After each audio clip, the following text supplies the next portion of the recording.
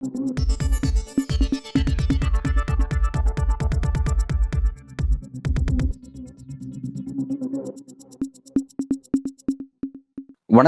இது news focus Tamil. இன்றைக்கு நம்முடன் அரசியல் பேச திராவிட இயக்க சிந்தனையாளர் திரு வல்லம் பஷீர் அவர்கள் இணைந்திருக்கிறார். சார் வணக்கம். வணக்கம். பிரதமர் நரேந்திர மோடியை தமிழக முதல்வர் ஸ்டாலின் சந்திச்சிருக்கிறாரு. முக்கியமா 3 கோரிக்கையை வலியுறுத்தி இந்த சந்திப்பு நடந்திருக்கு. கல்வி தொடர்பாக நிலுவையில் இருக்கக்கூடிய ஒரு 2000க்கும் மேற்பட்ட சில கோடிகள் வர வேண்டியது இருக்கு அப்படிங்கிற விஷயமாவும், பிறகு மெட்ரோ ரயிலோட 2ஆம் கட்ட ஃபண்ட் வரல அப்படிங்கிற விஷயமாவும், பிறகு மீனவர்களுக்கு தொடர்பான பிரச்சனை ஒரு நிலுவையில் இருக்கு. அந்த பிரச்சனைக்கான ஒரு விரைவில் ஒரு சுமூக முடிவு எடுக்கணும் அப்படின்ற விஷயத்த வலியுறுத்தி இருக்காரு. இந்த முக்கியமான 3 கோரிக்கை எப்படி பாக்குறீங்க? முதலில் இந்த மெட்ரோ ரயில் திட்டம் 2வது ஃபேஸ் தொடங்குவதற்கு இதுவரை ₹1 கூட நிதி ஒதுக்காத அரசாக இந்த ஒன்றிய அரசு திகழ்கிறது. 2019ஆம் ஆண்டு மாண்புமிகு உள்துறை அமைச்சர் அமித்ஷா அவர்கள் தமிழ்நாட்டுக்கு 2வது கட்ட பணிகள் துவங்குவதற்கான அடிக்கல் நாட்டு விழாவை நடத்தினார். அது அடிக்கல் நாட்டப்பட்டதோடு அப்படியே நின்றது ஒன்றிய அரசின் தரப்பில். 2020 முன்னேற்ற கழக அரசு அமைந்ததற்கு பிறகு முழுமையாக மாநில அரசினுடைய பங்கீட்டில் என்ன செய்ய முடியுமோ அந்த பணிகளை நிறைவு செய்வது விடுவது என்று திட்டமிட்டு ஏறக்குறைய 18,000 கோடி ரூபாய் இந்த திட்டத்துக்காக இதுவரை செலவிடப்பட்டிருக்கிறது மாநில அரசின் சார்பில். 2021, 2022ஆம் ஆண்டு நிதியாண்டுக்கான பட்ஜெட்ல மாண்புமிகு நிதியமைச்சர் அவர்கள் ஒரு குறிப்பிட்ட தொகையை சொல்லி, இந்த தொகை 2வது ஃபேஸ் பணிகள் தொடங்குவதற்காக மெட்ரோ ரயில் திட்டத்துக்கு சென்னை தமிழ்நாட்டுடைய தலைநகருக்கு ஒதுக்கப்படுகிறது என்று சொன்னார். ஒதுக்கப்படுகிறது என்று அவர் அறிவித்து ஏறக்குறைய 3 ஆண்டுகள் கடந்து விட்டது. 4வது நிதியாண்டில் பட்ஜெட்டும் தாக்கல் செய்யப்பட்டு விட்டது. ஆனால் இதுவரை ₹1 கூட கொடுக்கப்படவே இல்லை என்பதை முதலமைச்சர் நேரடியாகவே மோடி அவர்களை சந்தித்து இந்த கோரிக்கையை வைத்திருக்கிறார். இது பிரதானமான கோரிக்கை. ஏனென்று சொன்னா, இந்த அடிக்கல் நாட்டு விழா நடத்தப்பட்டது 2019. 2019க்கு பிறகு 2024 வரை ஏறக்குறைய 5 ஆண்டு காலம் ஒன்றிய அரசினுடைய தரப்பில் இதுவரை எந்த விதமான பங்களிப்பும் இந்த 2வது திட்டப்பணிக்கு கொடுக்கப்படவில்லை என்பதை தொடர்ந்து மாநில அரசு வலியுறுத்தி கொண்டே வருகிறது. இப்போது நேரடியாகவே சென்று முதலமைச்சர் பிரதமரிடத்திலே அந்த கோரிக்கையை வைத்திருக்கிறார். வழக்கமாக 15 நிமிடம் சந்திக்க வேண்டிய சந்திப்பு. நேற்று அழகாக முதலமைச்சர் அந்த செய்தியை பத்திரிகையாளரிடத்திலே சொன்னார்.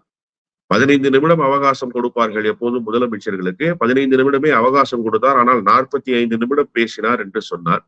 எங்கே ஆருடங்களுக்கு இடம் கொடுத்து விடுமோ என்கிற அடிப்படையில் தான் பத்திரிகையாளர்களை வைத்துக் கொண்டே சொன்னார். அவர் பிரதமராக என்னை சந்தித்தார், நான் முதலமைச்சராக அவரை சந்தித்தேன். சந்திப்பு சுமூகமாக இருந்தது என்று சொன்னார். ஏன்னா, நாணயம் வெளியிடுவதற்காக ராஜ்நாத் சிங் இங்கே வந்தாலே கூட்டணி பேச்சுவார்த்தை நிறைவு பெற்று விட்டது என்கிற சமிக்ஞைகள் எல்லாம் இங்கே காட்டப்படுகின்றன. அவற்றையெல்லாம் முதலமைச்சர் உள்வாங்கிக் கொண்டே இருக்கிறார் என்றுதான் நான் புரிந்து கொள்கிறேன். அந்த அடிப்படையில் தான் இந்த கருத்தை சொல்லி இருக்க வேண்டும். இல்லை என்று சொன்னால் இதை சொல்லி இருக்க வேண்டிய அவசியமே இல்லை. ஆனால் பிரதமர் ஒரு பெரிய முக்கியத்துவத்தை திமுக தலைவர் என்கிற அடிப்படையிலும் தமிழ்நாட்டினுடைய முதலமைச்சர் என்கிற அடிப்படையிலும் கொடுத்திருக்கிறார் என்றுதான் நான் பார்க்கிறேன். ஏனென்று சொன்னா 15 நிமிடம் கொடுக்கப்பட்ட அவகாசத்தை 45 நிமிடம் சந்திக்க வேண்டிய அவசியம் ஒன்றும் இல்லை. ஒன்று. இரண்டாவது, பிரதானமாக இந்த கோரிக்கைகளை வைப்பதற்காக மட்டும் அவர் சென்றிருக்கிறார் என்று நான் புரிந்து கொள்ளவில்லை. என்றென்றால் நேற்று முதலமைச்சரினுடைய பேச்சிலிருந்து நான் இன்னொரு செய்தியை புரிந்து கொண்டேன்.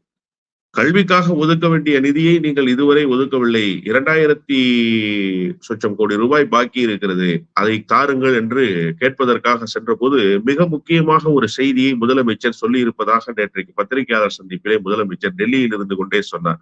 அது என்ன செய்தி என்றால், தேசிய கல்விக் கொள்கைக்கான ஒப்பந்தத்தில் மாநில அரசு கையெழுப்பம் இடாமல் இருக்கிற காரணத்தால் தான் இந்த நிதியை ஒதுக்க மறுக்கிறார்கள்.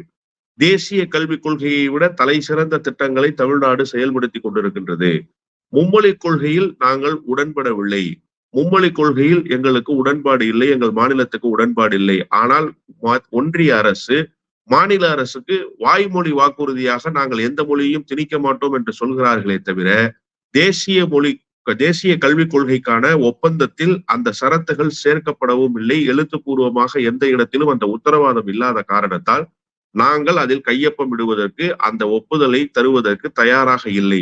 இதை மறுக்கிற காரணத்தாலேயே எங்களுக்கு கல்வியிலிருந்து கல்விக்காக தரப்பட வேண்டிய நிதியை தர மறுக்கிறார்கள் என்று சொல்லியிருக்கிறார். இதுல இருந்து நான் என்ன புரிஞ்சுக்கிறேன்னா, மோடியிடமே நேரடியாக சென்று உங்களுடைய தேசிய கல்விக் கொள்கையில் எங்களுக்கு உடன்பாடு இல்லை, உங்களை நாங்கள் நம்ப மாட்டோம். அந்த வார்த்தையினுடைய அர்த்தம் அதானே சார்? நீங்க வாய்மொழி உத்தரவாக கொடுத்தாலுமே மொழி திணிப்பு இருக்காது என்பதை எழுத்துப்பூர்வமாக உத்தரவாதமாக நீங்கள் கொடுக்காத வரை அதை எங்களால் ஏற்க முடியாது. எனவே உங்களை நாங்கள் நம்பவில்லை என்கிற செய்தியையும் சொல்லிவிட்டு வந்திருக்கிறார் என்றுதான் நான் புரிந்து கொள்கிறேன்.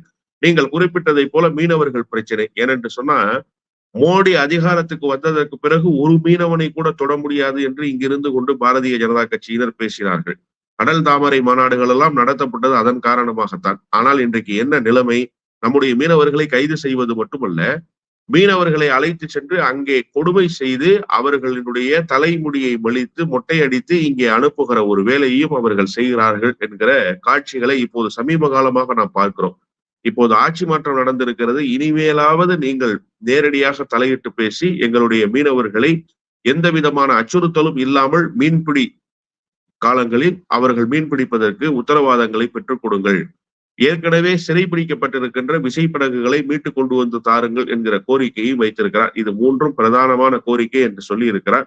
எனவே இந்த சந்திப்பு என்பது முதலமைச்சரை பொறுத்தவரையிலே, தமிழ்நாடு அரசை பொறுத்தவரையிலே ஒரு சக்சஸ்ஃபுல் மீட் என்றுதான் சொல்ல வேண்டும்.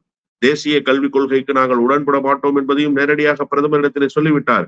நீங்கள் இதுவரை 5 ஆண்டுகளாக இந்த 2ஆம் கட்ட மெட்ரோ பணிகளுக்கு நிதி ஒதுக்கவில்லை, அதை உடனடியாக தாருங்கள் என்றும் நேரடியாக கேட்டுவிட்டார். எனவே முதலமைச்சரினுடைய பணி சிறப்பாக முடிந்தது. டெல்லி சந்திப்பு சிறப்பாக அமைந்தது என்றுதான் நான் புரிந்து கொள்கிறேன். முதல்வர் ஸ்டாலின் அவர்கள் இந்த 3 கோரிக்கை வலியுறுத்தி தான் இந்த சந்திப்பு நடத்தியிருக்கிறாரு. இந்த 3 கோரிக்கை என்னங்கிறது முன்கூட்டியே பிரதமருக்கும் தெரிஞ்சிருக்கும். வராருன்னா என்ன விஷயம் தெரிஞ்சிருக்கும். அப்படி இருந்தும் அந்த 15 நிமிஷம் அந்த சந்திப்புங்கிறது எதுக்காக 45 நிமிஷம் வரை நீண்டது அப்படின்ற ஒரு கேள்வி இருக்கு. என்ன விஷயங்கள், அதாவது 2 பேரும் எதிர் துருவ அரசியல் செஞ்சுட்டு இருக்காங்க. அப்படி இருக்கும்போது எதற்காக அந்த எக்ஸ்ட்ரா ஒரு 1/2 hour அந்த டிஸ்கஷன் என்ன அப்படின்றது ஒரு கேள்வி இருக்கு. அதை எப்படி பார்க்கலாம்? பிரதமர் ஏற்கனவே தயாரிப்புகளோடு இருந்திருப்பார். ஏனென்று சொன்னா இந்த தேசிய கல்விக் கொள்கையை பொறுத்தவரையில இப்படி ஒரு எதிர்நிலைப்பாட்டை தமிழ்நாட்டினுடைய முதலமைச்சர் நேரடியாக மோடி இடத்திலே வைப்பார் என்பதை மோடி எதிர்பார்த்திருக்க மாட்டார். மெட்ரோ ரயில் திட்டத்துக்கு நிதி கேட்டு வருகிறார்கள். எனவே அந்த நிதி குறித்து நாம் பேசிவிடலாம்.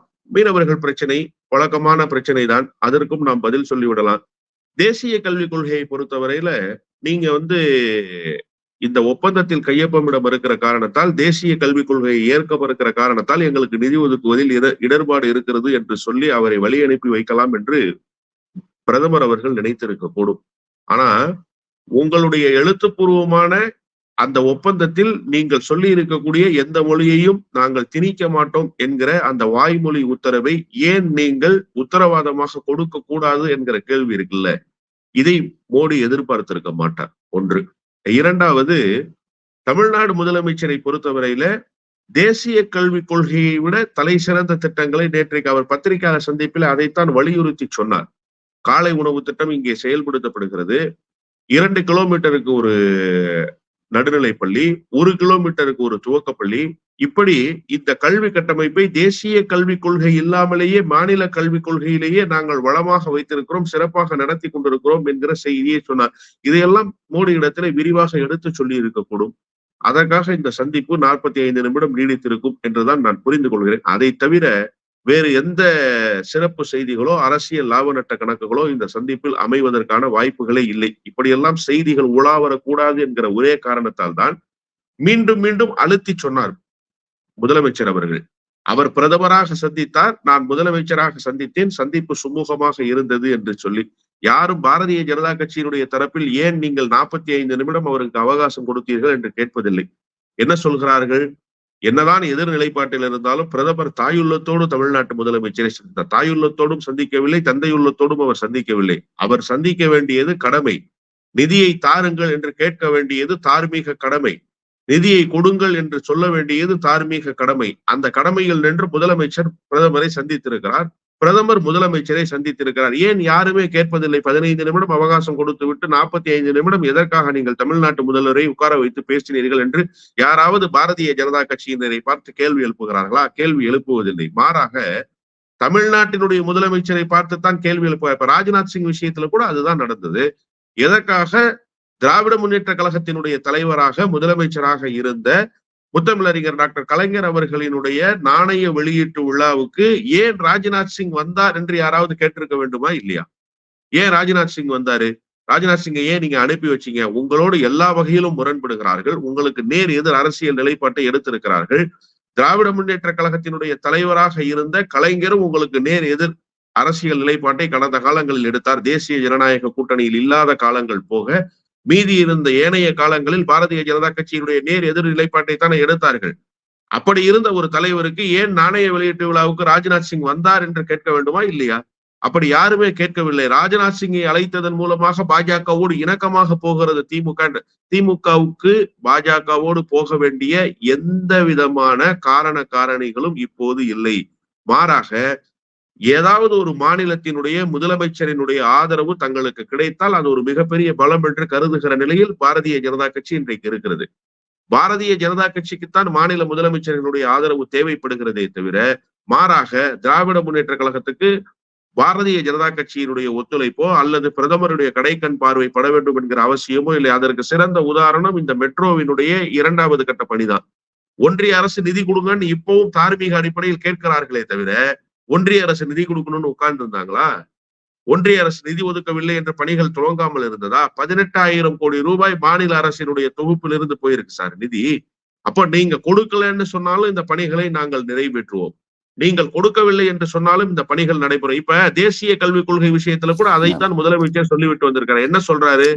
ஆசிரியர்களுக்கு ஊதியம் கொடுப்பதுல இடர்பாடுகள் இருக்கு, எனவே நீங்கள் நிதியை தாருங்கள்னு தான் கேட்கிறாரு. அப்போ நீங்க நிதி கொடுக்கலன்னா இங்க ஒண்ணும் பணி நின்று போயிடுச்சுன்றது அர்த்தம் இல்ல. இப்ப பள்ளிகள் எல்லாம் இழுத்து முடியாச்சு. இல்ல இப்ப இங்கதான் ஒரு மாற்று கருத்து இருக்கு. நிதி தராட்டியும் வேலை நிக்காதுன்னு நீங்க சொல்றீங்க. அந்த வேலையை இவர் செய்யறாரு, ஸ்டாலின் செய்யறாருன்னு சொல்றீங்க. ஆனா பட்ஜெட்ல இருந்து ஃபண்ட் ஒதுக்கல அப்படிங்கிறதுக்காக நிதி ஆயோக் கூட்டத்தை புறக்கணிக்கிறேன்னு இவர் தான் சொன்னாரு.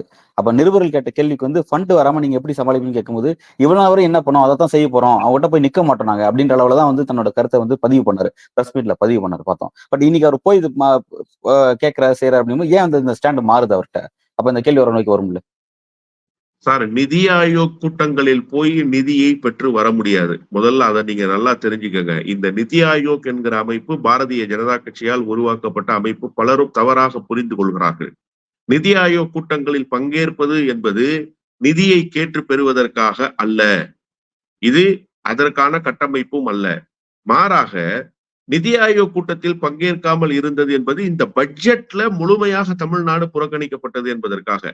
மாநில அரசுக்கு தர வேண்டிய தொகுப்புகளை ஒன்றிய அரசு தராமல் இருக்கிறது என்பதற்காக அல்ல. நீங்க நல்லா புரிஞ்சுக்கணும். முதலமைச்சர் அன்றைக்கும் அண்ணா அறிவாலயத்தில் நின்று கொண்டு அந்த செய்தியை தான் பேசினார். என்ன சொன்னார்?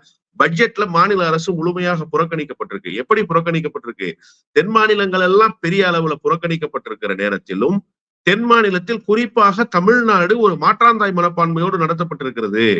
பல தொகுப்புகளை தமிழ்நாட்டுக்கு ஒதுக்காமலேயே திட்டமிட்டு தவிர்த்திருக்கிறார்கள். ₹1 ஒதுக்கிய ரயில்வே திட்டங்கள் எல்லாம் அந்த நேரத்துல தான் செய்தியாக வெளியிட்டது. கேட்டா இது ஒரு நடைமுறையில இருக்கக்கூடிய ப்ரொசீஜர் தான், இது எப்பவுமே நாங்க பின்பற்றுறதுதான், துவக்க பணிகளுக்காக அப்படி ஒதுக்கி வச்சிருவோம் என்றெல்லாம் சொன்னார்கள். எனவே மாநிலத்தை திட்டமிட்டு புறக்கணித்த காரணத்தால் நித்தி ஆயோக்க புறக்கணிச்சாங்க. ஆனா கேட்க வேண்டிய நிதியை தொடர்ந்து கேட்டுட்டு தானே இருக்கோம். இப்ப மட்டும் இல்லையே, பிடிஆர் அவர்கள் நிதித்துறை அமைச்சராக இருந்த காலத்திலிருந்தே கேட்டுக்கொண்டுதானே இருக்கிறார்கள். ஜிஎஸ்டி நிலுவைத் தொகையை கொடுங்கன்னு எத்தனை முறை நேரடியாகவே கேட்டார் பிடிஆர் அவர்கள். பத்திரிகையாளர் சந்திப்பிலும் சொன்னாரு, என்னென்ன இடர்பாடுகள் சந்திக்கிறோம், நாங்க ஜிஎஸ்டி கொடுக்கறதுல எந்த அளவுக்கு முந்தி நிற்கிறோம், ஜிஎஸ்டி கொடுக்கறதுல எத்தனை பெர்சன்டேஜ் மாநிலத்திலிருந்து போவதில் தமிழ்நாட்டினுடைய பங்கு இருக்கிறது, ஆனால் அதை திருப்பி தருவதில் எங்களுக்கு என்ன பிரச்சனை என்பதை இதுவரை ஒன்றிய அரசு எங்களுக்கு சொல்லாமலேயே இருக்கிறதுங்கிற கேள்வியெல்லாம் கேட்டாங்களா. எனவே இது ஒரு வழக்கமான சந்திப்பு தான். ஏன்னா நிதி விவகாரத்தை பொறுத்த வரையில 1 to 1 தனிப்பட்ட முறையில சந்தித்து பேசுவது என்பது இயல்புதான். இதே ஒரிசாவை சேர்ந்த நவீன் பட்நாயக், பிஜு ஜனதா தளத்தினுடைய தலைவர், அன்றைய முதலமைச்சர், நிதி ஆயோக் கூட்டத்துல தான் அவமானப்படுத்தப்பட்டதா சொன்னாரா இல்லையா? நிதி ஆயோக் கூட்டத்துல தான் நிதி கேட்டு பெறுவதற்காகத்தான் சென்றேன், ஆனால் அங்கே அதற்கான சம்பவங்கள் எதுவுமே நடைபெறவில்லை, என்னுடைய மைக்கு கூட ஆஃப் பண்ணிட்டாங்க 2 நிமிடத்துலன்னு சொன்னாரா இல்லையா? மம்தா பானர்ஜிக்கு என்ன இடர்பாடு நடந்தது? அதே மம்தா பானர்ஜி அதற்கு முன்பாக பலமுறை மோடியை தனிப்பட்ட முறையில் சந்தித்து முதலமைச்சர் என்கிற அடிப்படையில் பேசி இருக்கிறாரா இல்லையா? எனவே முதலமைச்சராக தனிப்பட்ட முறையில் சந்தித்து பிரதமரிடத்திலே கோரிக்கை வைப்பது என்பது வேறு, நிதி ஆயோக் கூட்டத்தை புறக்கணிப்பு, இது எல்லா மாநிலத்தினுடைய முதலமைச்சர்களும் வருகிற நிகழ்வு சார். இந்த இடத்துல ஒரு மாநிலத்தினுடைய மனநிலை என்ன என்பதை எங்களை நீங்கள் புறக்கணித்தால் நாங்கள் எந்த எதிர்ப்பை காட்டுவோம் என்பதை முதலமைச்சர் காட்டியிருக்கிறார். ஒரு சுயமரியாதை மிக்க முதலமைச்சர், சுயமரியாதை மிக்க மாநிலத்தினுடைய தலைவராக இருப்பவர் இந்த எதிர்ப்பை பதிவு செய்யக்கூடாதா? இது அவருடைய பொறுப்புணர்ந்த எதிர்ப்பு. இப்போது சந்தித்திருக்கிறார் அல்லவா, அது முதலமைச்சராக பிரதமரிடத்திலே கேட்டு பெற வேண்டிய நிதியை அந்த தார்மீக அடிப்படையில் அவர் சந்தித்து பேசியிருக்கிறார். இரண்டையும் ஒன்றோடு ஒன்று ஒப்பிட்டுக் கொண்டு அரசியல் செய்வது என்பது சரியாக இருக்காது என்றுதான் நான் பார்க்கிறேன். ஓகே, இப்ப வந்து நீங்க கொஞ்ச நேரத்துக்கு முன்னாடி ஒரு விஷயத்த பதிவு பண்ணீங்க. என்ன சொன்னீங்க அப்படின்னா, பாஜகவுக்கு தான் திமுக தேவை தவிர திமுகவுக்கு பாஜக தேவையில்லை அப்படிங்கிறத நீங்க சொன்னீங்க. அந்த அரசியல் இப்ப ராஜ்நாத்தினுடைய வருகை மற்ற விஷயங்கள்லாம் பார்த்து நீங்க அந்த கருத்தை சொன்னீங்க. திமுகவுக்கு எந்த லாபமே அதுல கிடையாது அப்படின்ற ஒரு கேள்வி எழும் பட்சத்தில் இப்ப தமிழ்நாடு வந்து பல விஷயத்துல வந்து நிதி கேட்டு பெற வேண்டிய ஒரு தேவை இருக்கு. அது வந்து அடிப்படை நிர்வாக சார்ந்த விஷயம். இதெல்லாம் நிறைவேற்றினாதான் நாளைக்கு எலெக்ஷன் போய் சந்திக்க முடியும். ஏன்னா வாக்குறுதி என்னாச்சுன்னு மக்கள் கேட்பாங்க. இப்ப அப்படின்ற பட்சம் இந்த நிபந்தனைக்காக வந்து திமுக பாஜக இணங்கலாம் இல்லையா? அவங்களுக்கு வந்து பொலிட்டிக்கல் கெயின் அவங்களுக்கு கிடைக்குது. இவங்களுக்கு ஸ்டேட்ல தங்களோட அரசியலை நிலைநிறுத்தணும் அப்படின்னா ஃபண்ட் விஷயத்துல வந்து ஒரு தேவை இருக்கு. அதன் காரணமா வந்து அவங்ககிட்ட இவங்க இறங்கி போகலாம் இல்லையா? அப்படி ஒரு அண்டர்ஸ்டாண்டிங் இருக்கலாம் இல்லையா? அப்படின்னு பார்க்கலாம் இல்லையா? இறங்கி போக வேண்டிய எந்த கட்டாயமும் திராவிட முன்னேற்ற கழகத்துக்கு இல்லை என்பது யதார்த்தமான உண்மை. நீங்க மாநில அரசு ஒரு செல்ஃப் மோட்டிவேட்டட் கவர்மெண்டாகவே இயங்கி இருக்கு. இப்ப கடந்த 3 ஆண்டு காலத்துல பாத்தீங்கன்னு சொன்னா நிதி பகிர்வதுல பல்வேறு விதமான பாரபட்சமான நடவடிக்கை. எந்த அளவுக்கு பாரபட்சமான நடவடிக்கைன்னா, இந்த பட்ஜெட்டுக்கு பிறகு ஒரு பெரிய கண்டன அறிக்கையை தமிழ்நாட்டினுடைய எதிர்க்கட்சி தலைவர் இதுவரை மோடிக்கு சாமரம் வீசிக்கொண்டே இருந்த எடப்பாடி பழனிசாமி கொடுக்கிறார். மோடியை சின்ன அளவில் கூட எதிர்ப்பதற்கு தயாராக இல்லாத, கூட்டணியில் இருந்து வெளியில் வந்தாலும் மோடி குறித்த அதிர்ந்த வார்த்தைகளை பேசாத எடப்பாடி பழனிசாமியே தமிழ்நாடு புறக்கணிப்பதாக, தமிழ்நாட்டை திட்டமிட்டு ஒன்றிய அரசு வஞ்சிப்பதாக சொல்லி ஒரு அறிக்கையை கொடுக்கிற அளவுக்கு மோசமான ஒரு நிலையை ஒன்றிய அரசு கையில் எடுத்திருக்கு. ஆனா இந்த 3 ஆண்டு காலம் எந்த திட்டமும் நிறைவேற்றப்படாமல் நிறுத்தப்பட்டுருச்சா?